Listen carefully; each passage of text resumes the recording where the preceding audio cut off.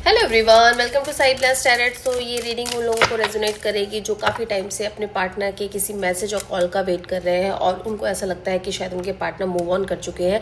तो देखते हैं कि अगर ये इंसान, अब जिसके लिए भी आप ये रीडिंग देख रहे हैं या जिसके लिए भी आप इस चैनल तक आए हैं, तो क्या ये इंसान आपकी लाइफ से जा चुका है या अभी भी कोई गुंजाइश बाकी है इस रिलेशनशिप में वापस रहने की या वापस आने की। रीडिंग रेजोनेट करें तो आईडी को फॉलो ज़रूर करें, चैनल को सब्सक्राइब ज़रूर करें जो लोग नए हैं, ताकि आपको नई नई रीडिंग मिलती रहे, नई नई एनर्जीज आपसे रेजोनेट होती रहे। मैनिफेस्ट करें अपनी रीडिंग्स को, क्लेम करें अपनी रीडिंग्स को। तो देखते हैं कि कौन इंसान है जिसके बारे में, जो आपके बारे में बहुत सोच रहा है और आप उसको मिस भी कर रहे हैं। तो क्या ये इंसान वापस से कनेक्ट करेगा? We are the world. पहली बात तो ये इंसान आपकी लाइफ में ये इंसान वो इंसान है जो आपका सोलमेट हम कह सकते हैं कि ये इंसान को यूनिवर्स ने या डिवाइन ने आपको कहीं ना कहीं आपका पास्ट लाइफ इसके साथ कनेक्ट था, जिस वजह से आप इस लाइफ में भी इस इंसान को मिले हैं। और इसके साथ है ना, आपको एक अलग ही तरह का कनेक्शन फील होता होगा। आपको ऐसा लगता होगा कि जैसे कि एक कहते हैं कि आधा हिस्सा इसके पास है, आधा आपके पास है। मतलब कि इसकी एनर्जीज, इसके बात करना, इसका आपके साथ रहना, इसकी हर एक चीज़ से जैसे कहते हैं प्यार होना, आपको इसके साथ ऐसा फील होता है कि आप इसके लिए ना बुरा सोच भी नहीं सकते। अगर ये आपको गुस्सा भी कर रहा है, लड़ाई झगड़ा कुछ भी कर रहा है, तब भी आप इस इंसान को छोड़ नहीं पाते, कहीं ना कहीं कनेक्ट कर जाते हैं, क्योंकि यूनिवर्स ने आपको इससे मिलाया है। यूनिवर्स चाहते हैं कि आप इसके साथ रहें, आगे बढ़ें। लाइफ में आपके ना बहुत सारे चेंजेस भी आए होंगे। हो सकता है कि आप ऑलरेडी मैरिड हो सकते हो या ये पर्सन भी मैरिड हो सकता है, बट कहीं ना कहीं आप लोगों ने इस चेंज को एक्सेप्ट किया, क्योंकि आप अपने एक पार्टनर को छोड़ के या ये अपने एक पार्टनर को छोड़ के आपसे कनेक्ट हुए, आप इनसे कनेक्ट हुए।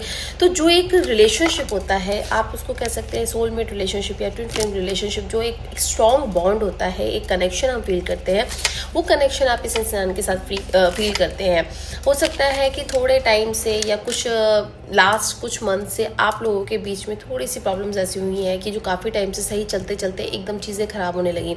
चाहे वो किसी की एक्सपेक्टेशंस थी या किसी का इंटरफेरेंस था, जिसकी वजह से आप लोगों को यहाँ तक आना पड़ा कि आप लोग नो कांटेक्ट में गए हैं।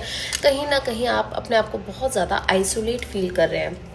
यही एनर्जी इस इंसान की भी हो सकती है। यानी आप इस इंसान के बिना जितना अपने आप को बहुत नेगेटिव और ड्रेन फील कर रहे हैं, उतना ही ये इंसान भी आपके बारे में फील करता है। इसको ऐसा लगता है कि शायद जो भी चीज़ें आप लोगों के रिलेशनशिप में पास्ट में हुई वो नहीं होनी चाहिए थी, क्योंकि आपकी और इसकी एनर्जी कहीं भी इस तरह की नहीं थी कि आप लोग डिस्कम्फर्ट फील करें एक दूसरे के साथ, या आपको ऐसा लगे कि नहीं ये वो रिलेशनशिप नहीं है जो आप चाहते हैं। ये चीज़ें आपकी लाइफ में हो रही हैं, ये पैटर्न हो रहे हैं किसी के आने से, किसी के इंटरफेरेंस से, किसी के मैनिपुलेशन से। आप दोनों के रिलेशनशिप में ना एक डिस्टेंस आया है। ये डिस्टेंस अगर बात करें तो इस डिस्टेंस की वजह से हो सकता है कि नो कॉन्टैक्ट सिचुएशन आई हो, आप लोगों की बातचीत बंद हुई हो, आप लोगों को ऐसा लगने लगा हो कि शायद आप इसकी लाइफ में अब एग्जिस्ट नहीं करते, या इसको ऐसा लगने लगा है कि शायद आप इसके बारे में फील नहीं करते, इसको मिस नहीं करते, आप नहीं चाहते इस रिलेशनशिप को आगे बढ़ाना। तो एक तरह से आप दोनों को ना एक दूसरे की लाइफ में अपने एग्जिस्टेंस पे डाउट होने लगा है कि क्या मैं उसकी लाइफ में मैटर करती हूँ, वैल्यू करती हूँ। तो ये इस तरह की एनर्जी में आप लोग आ गए हैं, आपकी रिलेशनशिप एनर्जी में। लेकिन अगर मैं बात करूँ कि क्या ये इंसान वापस से आपको कनेक्ट करना चाहता है, वापस से आपको मिलना चाहता है, तो डेफिनेटली इसको कहीं ना कहीं एक कहते हैं ना कि एक सबकॉन्शियस माइंड में ये आपको ऐसे रख के बैठ गया है कि इसको ये ज़रूर यकीन है या मैनिफेस्ट कर रहा है कि आप इसको वापस से मिलोगे। कोई भी रीज़न, कोई भी मीडियम हो सकता है जिससे आप दोनों एक दूसरे से कनेक्ट हो, कोई भी बहाना बन सकता है।